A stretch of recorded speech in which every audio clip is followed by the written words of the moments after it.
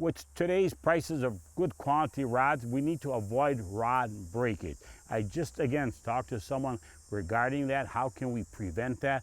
Well, one way, and many times I think we already know it, but don't ever crank up your jig or your crankbait or whatever right to the rod tip. That's definitely a no-no, especially when you got a lot of stress.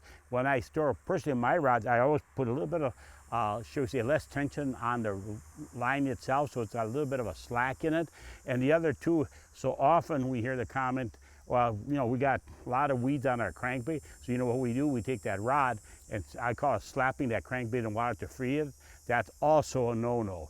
Also, when you store a rod, especially in the back of a vehicle where you've got to point towards the front of the vehicle and that rod slides back and forth, well, actually it'll bend and put pressure on this rod tip itself. The other is also too, is when you're carrying your rod, so often I think we have this tendency to carry it like this. We don't want to do that. Let's carry it like this with the handle sort of right near our body itself with the point away from our body, especially when you're entering doors and so forth.